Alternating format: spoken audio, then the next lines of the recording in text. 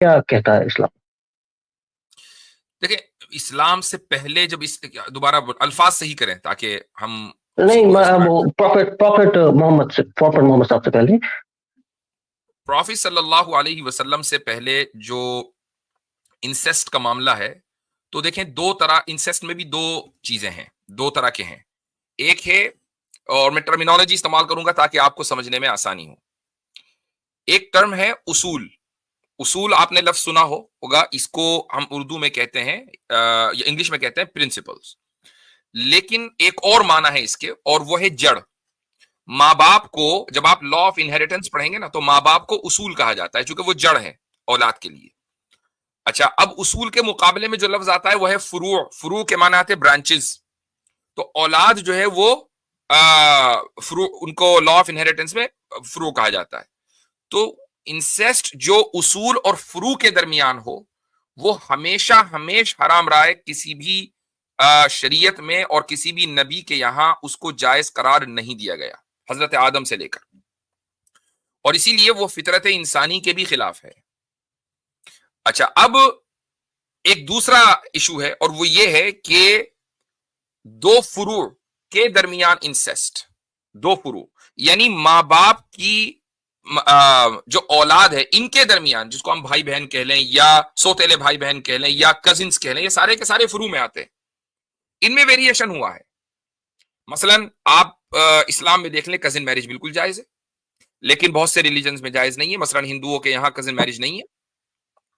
حالانکہ اب آپ یہ کہیں کہ بھائی یعنی ہندو جو ہے وہ مسلمانوں پر اعتراض کرتے ہیں کہ یار یہ اپنے کزن سے ہی نکاح کر لیتے ہیں، یہ تو خونی رشتہ داروں سے نکاح کرنا ہوا، بلڈ ریلیٹو سے.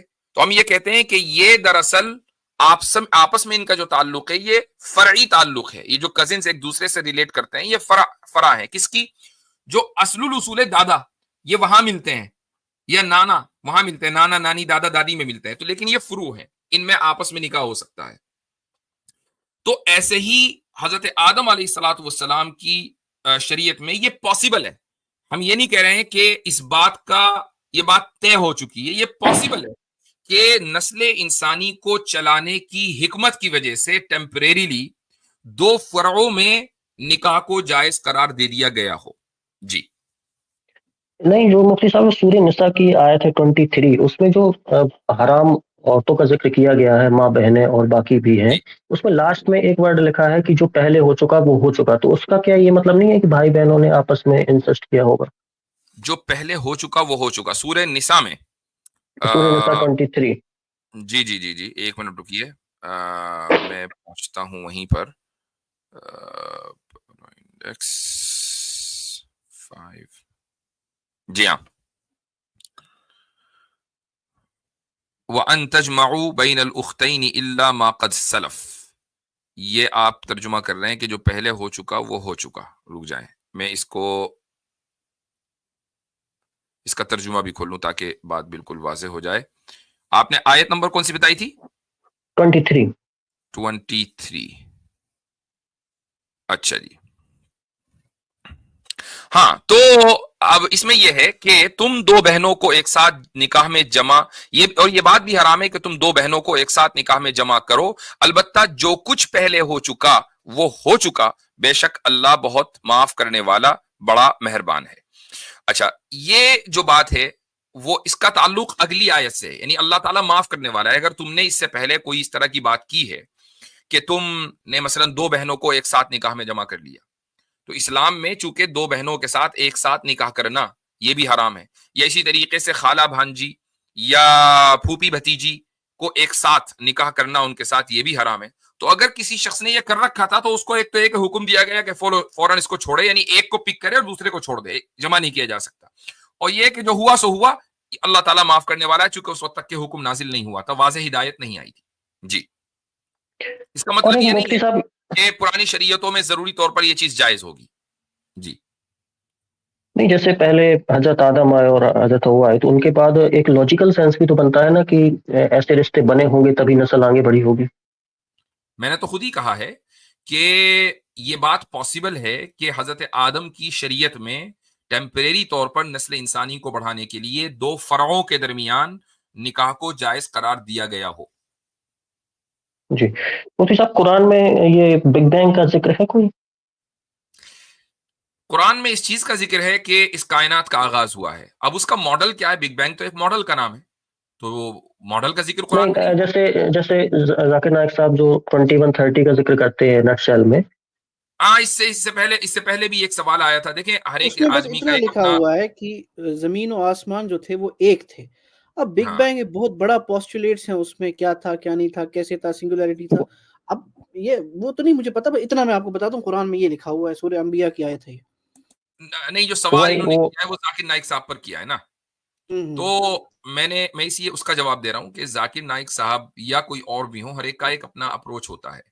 ہم یہ سمجھتے ہیں، آپ مجھ سے اگر سوال کر رہے ہیں تو میں اپنے سوال کا یا اپنے جواب کا ذمہ دار ہوں، کسی دوسرے کا نہیں. لیکن میں سمجھتا ہوں کہ قرآن کریم سے سائنٹیفک تھیوریز کو ثابت کرنا یہ ایک درست رویہ اور منہج نہیں ہے، ایک صحیح میتھڈولوجی نہیں ہے.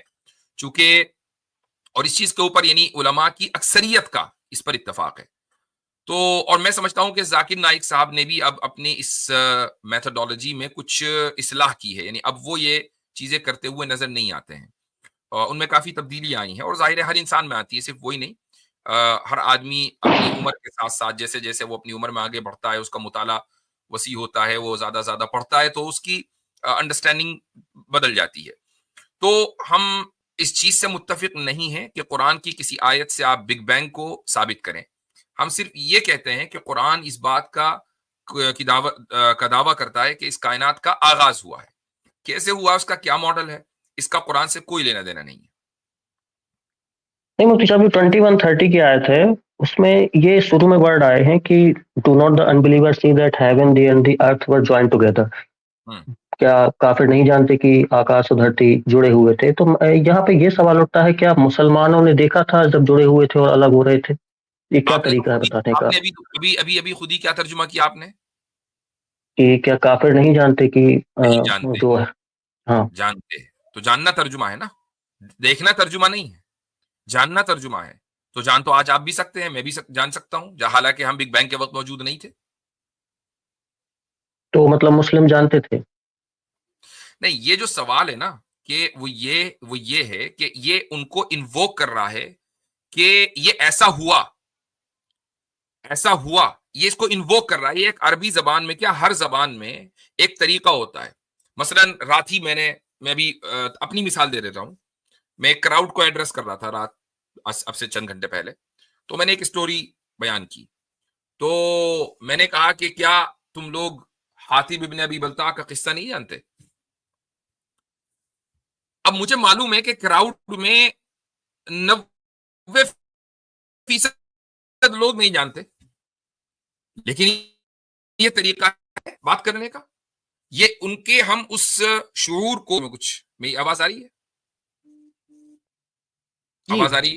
جی ہاں، آ رہی ہے، تھوڑی سی لیپس کر رہی تھی لیکن اب آ رہی ہے بہتر. صحیح ہے حضرت. اب تو مجھے معلوم تھا کہ میں اس طریقے سے لوگوں کی اس اٹینشن کو اپنی طرف کھینچ رہا ہوں کہ اب میں جو آگے قصہ بیان کرنے والا ہوں حاتب ابن ابی بلتع کا، اور میں نے وہ قصہ بیان کیا. صرف ایسا نہیں ہے کہ میں یہ کہہ دیا کہ کیا تم نہیں جانتے حاتب ابن ابی بلتع کے قصے کو اور آگے بڑھ گیا. نہیں، میں نے اس قصے کو بیان کیا یہ سوال کر کے، تاکہ ان لوگوں کی جو توجہ ہے وہ میری طرف مبذول ہو جائے. یہ ایک کہنے کا طریقہ ہوتا ہے، اور یہ ہر زبان میں ہوتا ہے. حالانکہ میں تو انگلش میں بات کر رہا تھا.